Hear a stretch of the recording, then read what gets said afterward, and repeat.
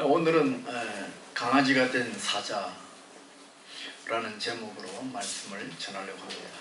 나 하나 꽃 피워라고 하는 시가 있습니다. 나 하나 꽃 피워 풀밭이 달라지겠느냐고 말하지 마라. 너가 꽃 피고 나도 꽃 피면 결국 풀밭이 온통 꽃밭이 되는 것 아니겠느냐. 너 하나 물들어 산이 달라지겠느냐고도 말하지 말라. 내가 물들고 너도 물들면 결국 온 산이 활활 타오르는 것 아니겠느냐. 오늘 본문의 내용은 삼손의 소행에 분노한 블레셋 군사 1,000명이 유다 사람들에게 찾아오죠. 그러자 깜짝 놀란 유다 지파 사람들은 왜 우리 땅에 올라왔느냐 이유를 묻고 유다 사람들이 급히 장정 3,000명을 모아서 삼손을 찾아내고 결박하여서 블레셋 사람의 손에 넘겨줍니다. 그러자 삼손이 포박을 끊고 나귀 턱뼈로 블레셋 군인 1,000을 죽입니다. 이 전투로 인해서 목이 마른 삼손이 하나님을 찾고 갈증을 해소하면서 이때로부터 20년 동안 삼손이 사사로서 활동을 했다 하는 내용입니다. 저는 오늘 이런 본문을 가지고 영적 전쟁에 임하는 성도의 자세라 하는 주제로 말씀을 드리겠습니다. 우선 이 주제를 간략히 설명하면 오늘 본문은 말 그대로 하나님께서 아주 특수한 시절에 특수한 사람을 보내어서 정말로 특별한 방법으로 이스라엘을 구하는 이야기죠. 그러기에 어쩌면 오늘 우리의 삶하고는 참 거리가 멀고 우리는 전혀 이런 삶을 기대할 수도 없는 그런 내용이라 생각됩니다. 그러기에 이런 본문을 오늘 우리가 읽으면 이 말씀을 어떻게 우리의 삶 속에 적용할 수 있을까 생각하게 되죠. 이 이야기는 마치 무슨 전설 따라 삼천리에 나오는 이야기 같기도 하고 아니면 무슨 서양의 위인전이나 영웅담 같은 이야기로 들려지지 않습니까? 그러니까 성경을 읽으면서 다시 말하면 하나님의 말씀을 읽으면서 무슨 전설 따라 삼천리나 서양의 위인전이나 뭐 이런 식으로 읽는다면 안 될 것 아니겠습니까? 그러면 오늘 이 본문을 우리는 어떻게 읽어야 하느냐 하는 것이죠. 그리고 이런 고민을 하면서 여러분들이 아셔야 될 것 중에 하나는 우리가 성경을 읽을 때에 어떻게 적용해야 하느냐, 특별히 구약 성경을 읽을 때에 우리는 어떻게 적용해야 하느냐 하는 하나의 원리를 발견하는 것이 참 중요하리라 생각됩니다. 한 원리로는 우리가 이런 구약 성경을 읽을 때에 구약 성경에 나오는 이런 사건, 사고들은 신약 성경에서 말하는 신앙의 원리, 그 원리에 대한 하나의 간증, 하나의 예화라 보시면 좋은 이해가 될 것입니다.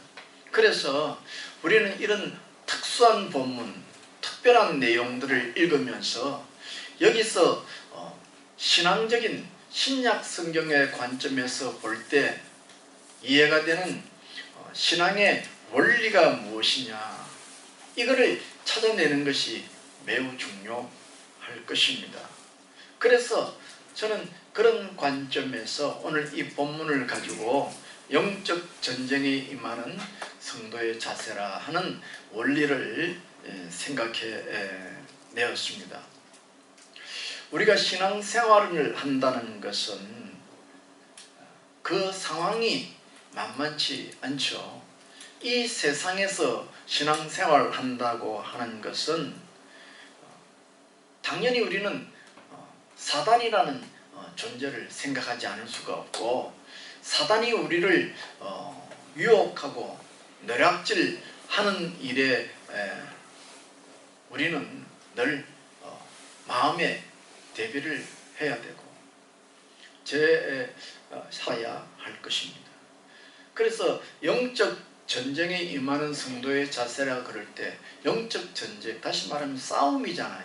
전쟁이잖아요. 이런 싸움, 전쟁이라는 것이 무슨 물리적으로 미사일을 쏘고 핵폭탄을 쏘고 뭐 이런 것이 아니고, 영적 전쟁, 영적 싸움이라는 것이 교회에서 성도들끼리 무슨 이해관계로 인해서 다툰다는 말도 아니고, 마치 오늘 삼손이 블레셋과 대항해서 혈혈단신 혼자서 그 블레셋과 싸웠던 것처럼 우리의 신앙생활도 이런 측면에 있어서 영적인 다툼, 영적인 전쟁이 있을 수 있다는 것입니다. 그리고 이런 영적 전쟁의 어떤 상황을 말씀하기를 예수님께서 뭐라고 하셨냐 하니까, 천국은 침노하는 자의 것이라 그랬다. 싸워서 빼앗는 자의 것이다. 천국. 우리가 알기로는 천국은 믿음으로 가는 곳이라 생각했는데, 예수님은 우리 성도들의 영적 전쟁이라는 측면에서 천국은 어떤 것이냐, 싸워서 빼앗는 것이다, 그렇게 말씀했단 말이에요. 또 사도행전 17장에 보면 성도들을 핍박하는 세상 사람들이 성도를 험담해서 뭐라고 했느냐 하니까, 천하를 어지럽히는 자라, 그렇게 표현했는데, 이런 표현들이 다 뭐냐니까, 성도들이 이 땅에서 믿음으로 살아갈 때 오는 사탄과의 영적 싸움에 있어서 그 현장이 어떤 것인지, 얼마나 치열한 것인지를 우리에게 잘 설명해 주는 내용이고, 이런 것을 모르면 그만 나도 모르는 사이에, 특별히 요즘 코로나19로 인해서 거의 2년을 이렇게 지나가면서 나도 모르게 언제 그랬는지 스스로 신앙 무장 해제해버리고 세상에 붙잡혀 가는 경우가 너무 많은 거예요. 그래서 이런 상황을 생각하면서 영적 전쟁에 임하는 성도의 자세가 어떠해야 되는지 오늘 한 3가지로 말씀을 드리고자 합니다. 첫째는 영적 야성미를 유지해야 합니다. 야성미. 오늘 본문을 보면 삼손을 누가 체포하느냐 하니까 원수 블레셋이 체포하는 것이 아니고 유다 지파 사람들이 삼손을 체포하잖아요. 그래서 유다 지파 사람들이 무려 몇 명이나 모였냐 하니까 3,000명이나 모였어요. 3,000명이나 되는 유다 지파 사람들이 모여서 이스라엘의 사사인 삼손을 체포하러 왔다. 특별히 더 놀라운 것은 그 이야기만 해도 놀랍죠. 쉽게 말하면 내부 분열이잖아요. 삼손은 이스라엘의 사사인데 어떻게 이스라엘 유다 지파가 삼손을 체포합니까? 더군다나 삼손을 체포한 지파가 어디냐니까 유다 지파잖아요. 유다 지파는 12지파 가운데, 구약에 나오는 12지파 가운데 소위 말하는 장자 지파잖아요. 장자, 최고로 중요한 지파잖아요. 그런데 이 유다 지파를, 다시 말하면 야곱이 이제 12아들이 다 유다 지파, 이스라엘 12지파잖아요. 이 야곱이 자기 아들 12지파가 되는 지파들을 소개하고 축복하면서 유다 지파를 무엇으로 비교하냐니까 사자로 비교하거든요. 사자란 말이에요. 성격이 사자라고요. 12지파 중에 가장 앞장서서 해야 할 그 밀림의 어떤 생존 세계에서 최고의 마지막 봉우리에 서서 모든 짐승을 통제하는 것이 사자지 않습니까? 그런데 이들 유다 지파, 다시 사자 지파의 사람들 3,000명이 누구에게 쫄았느냐 하면 블레셋 군인 1,000명에게 쫄아버린 거예요. 그러니까 어처구니가 없는 거죠, 한마디로. 블레셋 사람들이 삼손을 찾기 위해서 블레셋 군대 1,000명을 유다 땅에 보내니까 유다 지파 사람들이 기절초풍을 한 거예요. 왜 당신들이 우리 땅에 와서 우리를 치료하느냐? 이유가 뭐냐? 그러니까 블레셋 사람들이 삼손을 잡으려고 왔다. 그러니 유다 지파 사람들이 제발 좀 가만히 있었다. 우리가 잡아줄게. 그리고는 유다 지파 사람들이 일시에 장정을 몇 명 모았느냐 하니까 3,000명을 모은 거예요. 블레셋 군대에 3배나 되는 장정을 모아서 이잡듯이 뒤진 거예요. 그리고는 삼손을 바위 틈에서 찾아서 포박해서 블레셋 사람에게 보내잖아요.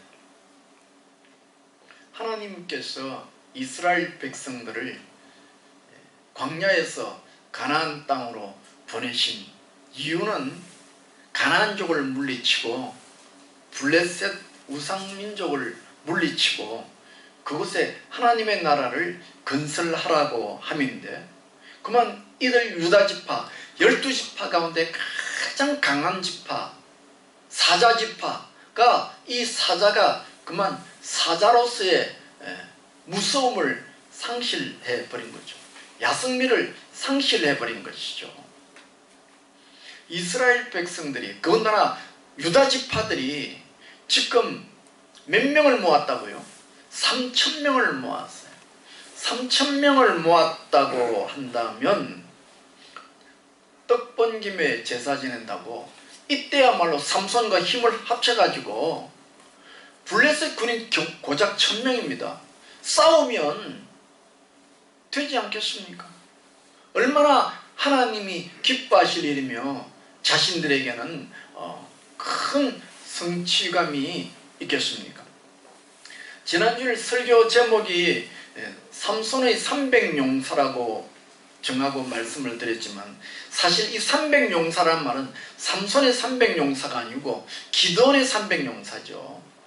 그리고 기드온의 300용사라는 것은 기드온이 군인 300명만 가지고도 미디안 족속과 싸워 이겼다는 것을 우리에게 상징적으로 알려주는 말씀이잖아요.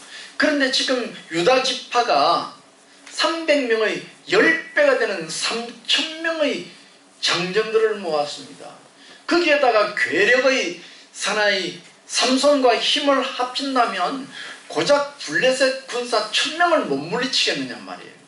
너무 이상하잖아요. 그런데도 유다 3,000명의 장정들이 블레셋 군인 1,000명에게 어리나가 버렸어요. 마치 길든 강아지처럼, 주인이 강아지 보고 오줌 싸면 신문지 똘똘 말아가지고 소리 탁 지면서 여기 시험 되느냐고, 다리 들어, 앉아, 서, 그러면 이 강아지가 앉다 섰다 막 그렇게 하는 것처럼 블레셋 군인 1,000명이 사자지파인 유다지파의 장정 3,000명을 호령하니까 유다지파 3,000명이 그 블레셋 사람들에게 쫄아가지고 마치 집에서 키우는 강아지가 되어버린 것입니다. 그래서 오늘 본문 11절에 보면 유다지파 사람들이 삼손을 포박하면서 뭐라고 하느냐 하니까 삼손을 향해서 이렇게 이야기하죠. 블레셋이 지금 우리를 다스리는 줄 너는 알지 못하느냐, 그렇게 이야기합니다. 아니 여러분, 어떻게 블레셋이 이스라엘을 다스립니까? 우상 족속이 하나님의 백성을 다스립니까? 하나님의 백성은 하나님이 다스려야 하지 않겠습니까? 이처럼 유다지파는 별명이 사자인데도 불구하고 현실은 길든 강아지가 되어버렸어요. 사자의 으르렁 하는 것이 사라져버리고 강아지처럼 깽깽깽깽거린다 그 말이에요. 신앙의 야성미를 상실해 버렸다는 것이죠. 신앙인의 정체성이 무엇입니까? 무사 안일주의입니까? 부딪혀서 괜히 시끄럽게 할 필요가 뭐가 있느냐. 좋은 게 그냥 좋지. 블레셋이 우리를 지배해도 그냥 그렇게 적응하고 살지 뭘 특별히 잘난 척 나댈 필요가 뭐가 있느냐. 못난 돌이 정을 맞지. 혹시 여러분 코로나19라는 기간이 길어지면서 여러분이 신앙생활할 때 꼭 이런 생각에 사로잡혀서 지금 보내고 있는 것은 아닌지요? 신앙인에게 있어서 편하다는 것은 행복이 아닙니다. 지금은 참 편하죠. 교회 생활하는 거 정말 편하잖아요. 교회 안 와도 할 말이 있잖아요. 집에서 인터넷으로 예배 드린다 그러면 끝이에요. 그냥 집에서 누워서 핸드폰으로 이렇게 보고 아마 축도도 하기 전에 핸드폰 끄고 나갈 겁니다. 고난만아. 신앙인에게 편한 것이 행복이 아닙니다. 하나님의 뜻을 행하는 것이 행복이죠. 하나님은 우리의 편안함에 관심 있는 것이 아니고 우리가 하나님 앞에서 얼마나 순종을 드리는가 거기에 관심이 있습니다. 나로 인해서 예수님을 십자가에 못 박는 삶이 아니고 예수님 때문에 이제는 나의 육체를 십자가에 못 박는 삶이 그게 신앙인의 정체성입니다. 하나님은 우리의 영적 성장을 위해서 슬픔이 필요할 때 무조건 기쁨을 주시지 않고 눈물이 필요할 때 무조건 환희를 주시지 않습니다. 그래서 신앙생활이라는 것은 자연히 야성미라는 것을 띠게 된다는 것입니다. 대표적으로 하나님을 보십시오. 성부 하나님은 우리를 위하여 성자 하나님을 십자가에 내어 던지기까지 하셨습니다. 그러니까 이런 모습은 하나님이 우리에게 보여주실 때 하나님의 삶 자체가 평범하고 안락한 모습이 아니었습니다. 자기의 사랑하는 자식을 자기의 피조물에게 내던질 때 그 마음이 어떻겠습니까? 그러니까 하나님께서 우리를 구원하시고자 할 때 정말로 우리 피조물은 생각도 할 수 없는 어떤 전투적인 삶을 하나님 자신이 살으셨다고 할 수 있을 것입니다. 그런데 지금 강아지처럼 길던 이 유다지파, 성경에서는 이 유다지파를 사자라고 표현하는데 그만 이 사자가 야성미를 잃고 강아지가 되어버렸을 때 그들 눈에 삼손이 어떤 사람이냐? 정말 골치 아픈 사람이에요. 정말 골 때리는 남자예요. 왜? 가만히 있으면 중간으로도 가는데 왜 쓸데없이 블레셋과 싸워서 문제를 일으키느냐? 감당도 못하면서 왜 자꾸 문제를 일으키느냐? 그만 블레셋 사람들이 이거 하라면 이거 하고 저거 하라면 저거 하고 우상을 섬기라면 우상 섬기고 시키는 대로 하면 되지 왜 자꾸 블레셋 사람하고 부딪혀서 우리까지 힘들게 만드느냐고 유다지파 사람들은 삼손을 원망했을 것입니다. 결국 그래서 이스라엘의 사사 삼손은 유다지파에서 소위 문제아가 되어버렸습니다. 기가 막힌 일입니다. 이스라엘의 사사 삼손이 유다지파에서 반항아 되어버렸습니다. 문제아가 되어버렸습니다. 이 일을 어떻게 하면 좋겠습니까? 그러나 우리가 잘 아는 사도 바울은 자신이 은퇴 시기가 지나서 우리에게 알려준 이야기가 있습니다. 내가 생명이 있는 동안은 단 하루라도 그리스도의 표대를 향해서 달려갈 것이라고 그렇게 고백합니다. 이제 우리나라도 우리 교회도 초고령 시절이 되었습니다. 여기 앉은 분 가운데 제일 젊으신 분이 50대입니다. 초고령이죠. 이제 우리 교회만 아니라 한국 교회도 노인들만 바글바글 거리는 교회가 되었습니다. 그러나 하나님 앞에서 청춘이라고 하면 나이로 평가함이 아니고 신앙의 야성미가 있느냐, 열정이 있느냐, 이것으로 평가해야 할 것이고, 이런 신앙의 야성미가 오늘 우리들에게 회복되어지기를 간절히 소원합니다. 둘째는 대가를 치르는 마음의 자세가 있어야 합니다. 신앙인의 영적 전투는 내가 대가를 치를 수 있다.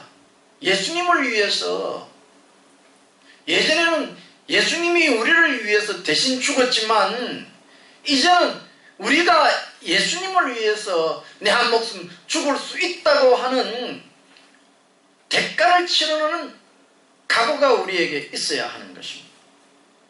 요즘 선거철을 맞이해서 여기저기서 현수막이 걸리는 걸 보면서 굉장히 마음에 불편한 현수막이 있습니다. 제가 뭐 정치에 있어서 좌우를 따지는 것이 아니고 진보를 따지는 것이 아니고 보수를 따지는 이야기가 아닙니다. 어떤 현수막에 보면 이런 현수막이 있습니다. 전쟁 준비를 하지 말고 평화 제의를 하라. 아마 문 대통령께서 종전선언을 한 것을 뒷받침하기 위해서 낸 것인지 모르겠습니다만, 저는 열불이 납니다. 사실 이런 현수막을 보면 전쟁 준비하지 말고 평화 제의를 해라. 아니, 종전선언을 싫어할 사람이 누가 있겠습니까? 이북과 우리가 전쟁을 하지 않겠다고 선언하는 것만큼 좋은 일이 어디 있겠습니까?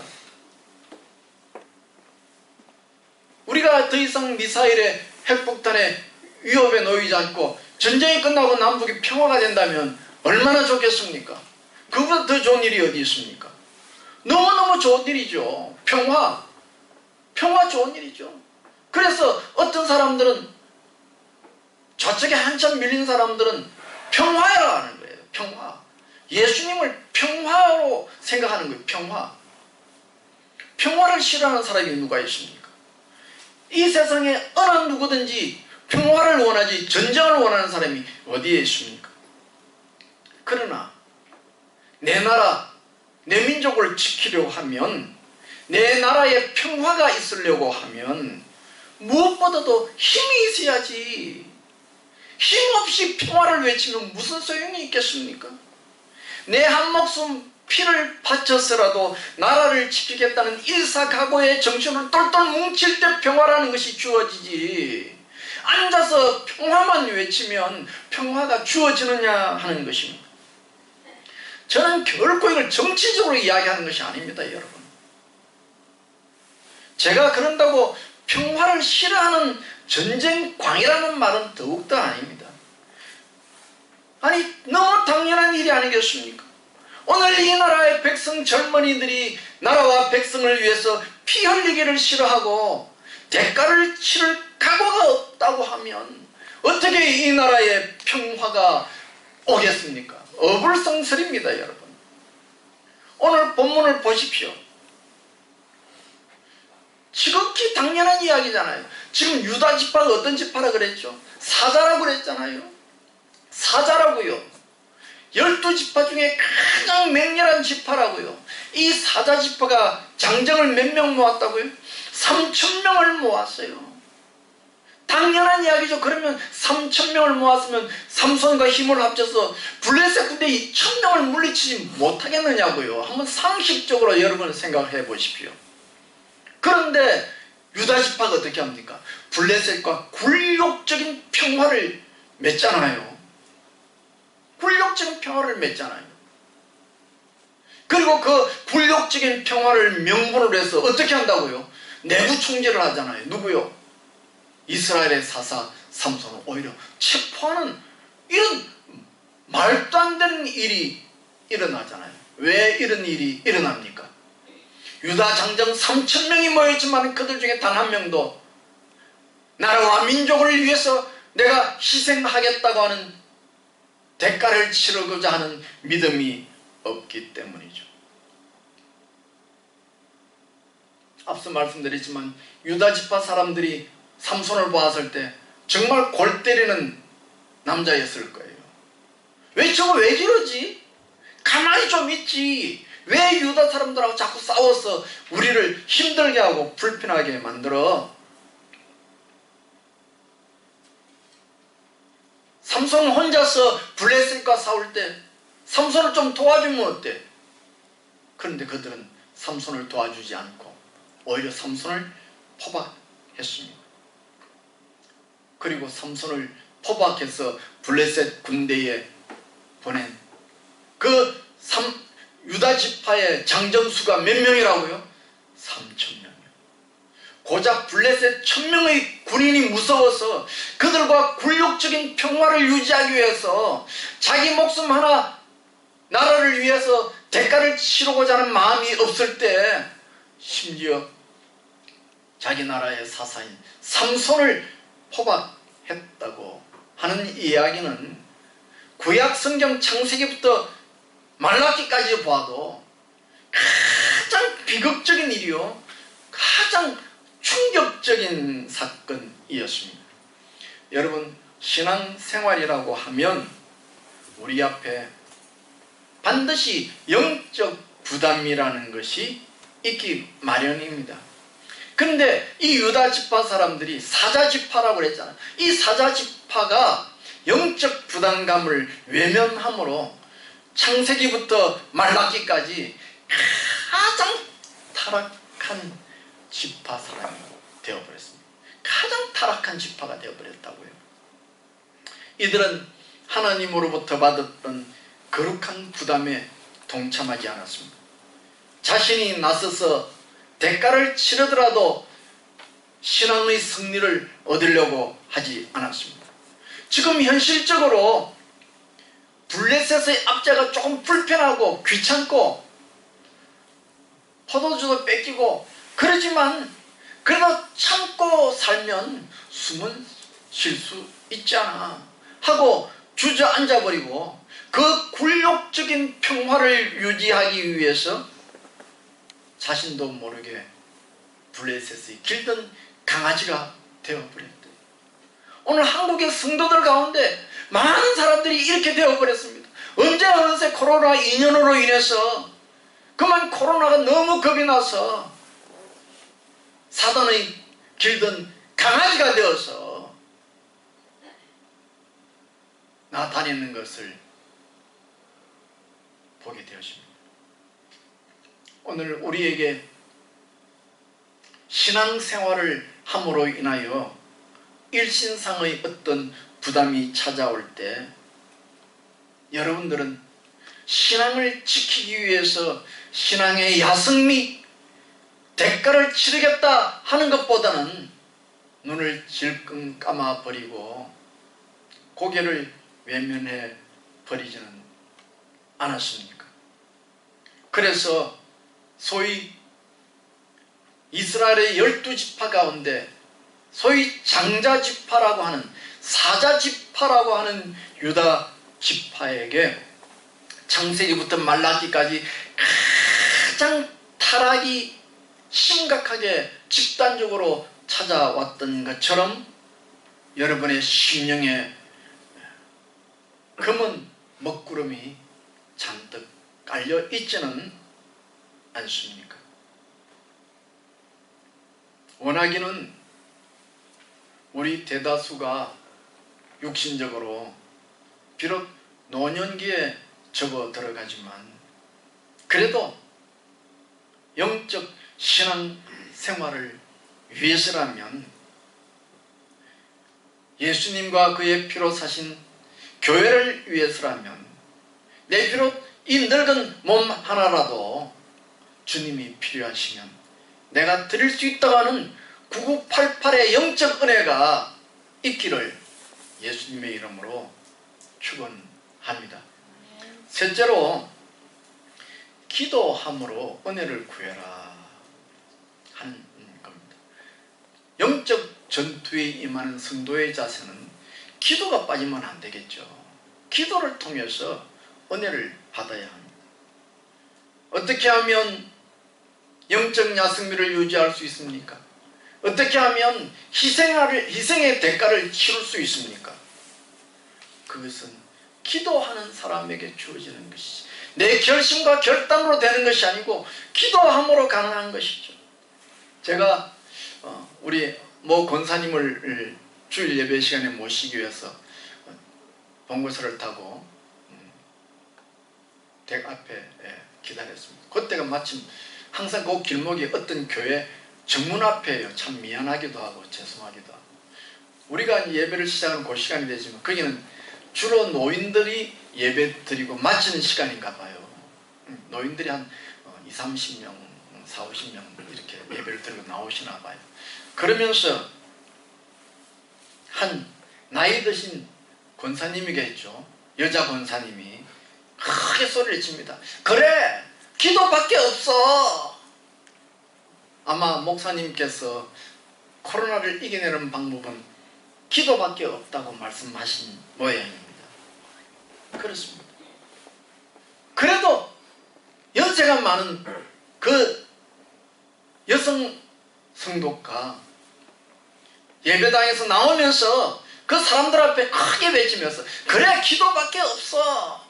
그 소리가 얼마나 좋게 들리든지, 남의 교인이라도. 오늘 이 장기적인 코로나로 인하여 오는 문제 속에서 우리가 영적 돌파구를 찾는 유일한 방법은 그래, 기도밖에 없어. 그것 아니겠습니까? 아마 오늘 본문을 읽어보신 분은, 그리고 세속 사람들이 이 본문을 읽을 때는 클라이막스가 삼손이 나귀의 특별을 가지고 1000명을, 블레셋 철갑군인 1000명을 물리치는 장면일 것입니다. 여기에 보니까 내가 나귀 특별로 한 더미 두 더미 쌓았도다 하는 말은, 왜 요즘 뭐 저기 무협 영화나 액션 영화 보면 주인공이 칼로 상대방 한 명 죽였다, 또 2명, 3명이 숫자 세는 그런 장면이 있잖아요. 그런 장면이에요. 삼손이 나귀 특별을 가지고 블레셋 군을 한 명 치면서 하나, 둘, 셋, 한 더미, 두 더미 쌓았다는 그 말이 그런 뜻이에요. 내가 하나 죽였다, 둘 죽였다, 그래서 1000까지 올라간 거예요. 그러니까 이게 이제 영화에 보면, 세속적 관점에 보면 최고의 클라이막스지. 왜냐니까 최고의 액션이 들어가는 거니까. 그러나 제가 생각할 때 오늘 이 본문에서 클라이막스는 삼손이 나귀 특별을 가지고 하나, 둘, 셋, 넷 헤아리면서 블레셋 군대를 격파해 나가는 것이 아니고, 블레셋 군인을 쳐부순 다음에 목이 말라서 죽을 지경이 되어 하나님을 찾고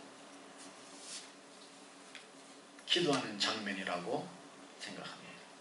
왜냐하면 본인의 주관적인 생각이 아니라 바로 이 삼손이 이렇게 갈급하여 하나님 앞에 기도하고 물을 얻어 마시는 그 장면 바로 다음에 사사기 저자는 삼손이 비로소 20년 동안 이스라엘을 통치했다라고 말하고 있기 때문입니다. 그러면 제가 말씀드린 이 두 가지의 사건을 지명을 통해서 간략하게 설명을 더 드려보겠습니다. 전자, 삼손이 나귀 특별을 들고 1명, 2명, 97명, 980명, 990명, 1000명 이렇게 격파할 때 관련된 단어가 라맛 레히입니다. 라맛 레히. 라맛 레히라는 말은 특별로 산을 만들었다, 그런 뜻이고, 이건 스스로 자기가 자기 자랑을 하는 거예요. 내가 이만큼 전과를, 실적을 내었다 하는 자기 자랑이죠. 그러나 자기 자랑이라고 하는 그 표현 바로 앞에 보면 성경 저자는 이 일이 삼손에게 여호와의 신이 급격하게 임한 결과라고 설명하고 있습니다. 그러니까 그것도 모르고 삼손은 내가 특별을 가지고 1,000명의 블레셋 군인을 물리쳤다고 하는 표현은 자화자찬하는 것이고, 우리말로 말하면 신앙에 철이 안 들어갔다는 그런 뜻이죠. 아직도 자기 잘난 맛에 교만 덩어리를 굴리고 있었다는 것입니다. 이렇게 혈기왕성하고 자기 사랑밖에 모르고 자기가 괴력을 가졌다고 우쭐대는 그 삼손이 언제 이스라엘의 사사로 거듭나느냐는 거예요. 이게 키포인트, 우리 믿는 사람에게 절정입니다. 삼손이 언제 거듭났습니까? 제가 보기에는 에낫고레라고 하는 지명이 등장할 때입니다. 에낫고레라는 말은 부르짖는 자에게 허락된 셈이라, 그런 뜻입니다. 즉 다시 말하면 삼손이 1천의 블레셋 군인을 특별로 물리치고 목이 말라 죽을 것 같은 상황 속에서 하나님을 찾잖아요. 그리고 성경을 보면 삼손이 거기서 드디어 나는 하나님의 종이라고 고백합니다. 그리고 내가 이때까지 해온 모든 일이 하나님의 역사라고 인정하고 나를 구원해달라고 고백하는 기도가 나옵니다. 그러니까 이 내용은 삼손의 이 수많은 이야기가 나오면서 처음이에요. 그러니까 늦어도 너무 늦었지. 아니 이스라엘의 사사로서 그 수많은 이야기가 나오는데 그 이스라엘의 사사로서 처음으로 하나님을 찾고 나는 하나님의 종임을 찾고 내 모든 지난 일들은 하나님의 역사로 이루어졌다고 고백하는 이야기가 바로 여기서 나오는 거죠. 참으로 늦어도 많이 늦었고 철도 참 늦게 들었지만은 그럼에도 불구하고 이 혈기왕성한 삼손이 이스라엘의 사사로 거듭나는 결정적인 장면이었죠. 삼손은 얼마나 허무했을까요?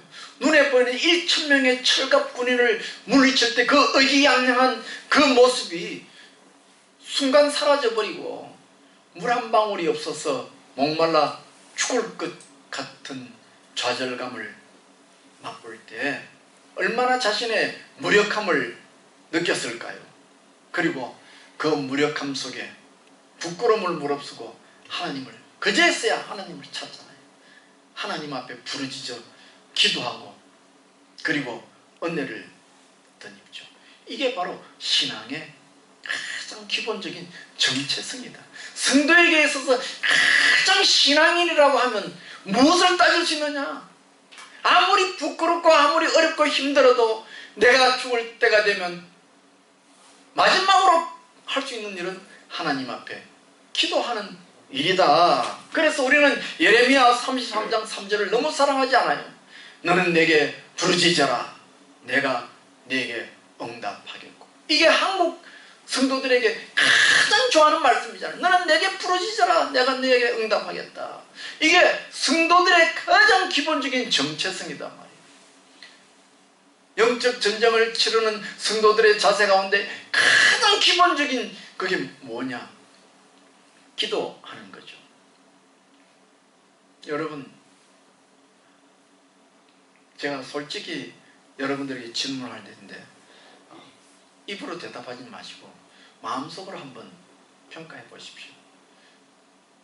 지난 주간에, 이번 한 주간에 1시간이라도 기도했다, 1시간 이상 기도했다, 손 들어보세요. 1시간 이상 기도했다. 이게 심각한 이유입니다. 우리 교회만 그럴까요? 대한민국 한국 기독교 성도들은 지난 일주일 동안에 내가 1시간 이상 기도했다. 자신있게 손들수는 과연 몇 명이나 될까요? 몇 프로나 될까요? 아마 대부분이 기도 10분도 안 하셨어요. 얼마 전에 좀 불편한 전화를 받았어요. 제가 받은 건 아니지만 제가 들은 소리가 있거든요. 제가 요즘 우리 동네 여기 근처에 헬스장에 나가는데 마치고 나오는데 어떤 나이든 여자분 2명이 이야기를 하더라고. 교회에서 부흥회를 하는데 그래 어째 잘했어 그래 사더라고. 그런 줄 알았죠. 그런데 며칠 지났나 우리 집 전화가 때려온 거예요. 자기 교회에 무슨 특별 집회를 한다나 새벽 기도에 부흥회를 한다나 못 잔다나 참석하라고 전화가 온 거예요. 그러니까 교회에서 그걸 시킨 거야. 무차별적으로 전화를 돌려라. 아니 지금 코로나 시국이고 코로나 4단계고 지금 그런 말도 안 되는 일을 교회에서 저지름으로 인해서 교회에서 코로나 환자가 막 발생되어서 한국 모든 사람들이 무차별적으로 몰매를 맞는 상황 속에서 거기서 새벽 부흥회를 한다? 그리고 그거를 교인들이 그냥 이 지역에는 전화 막 돌려서 막 전화를 하게 하고 어떻게 전화를 번호를 알았는지 도무지 상식적으로 이해가 안 되고 불편했습니다만 그러면 마음속에 뭔가 씩 아픔이 오는 거예요. 오늘 한국교회가 오늘 우리 초대교회 성도들이 얼마나 기도를 안 했으며 얼마나 다들 잠만 자면 이런 이상한 말도 안 되는 전화가 와서 목사 집에 전화가 와서 기도에 참석하라고 전화가 왔겠느냐. 아마 전화한 분은 전화번호를 잘못 돌렸겠지. 그죠? 근데 하필 우리 집에다가 목사 집에다가 전화를 해가지고 참.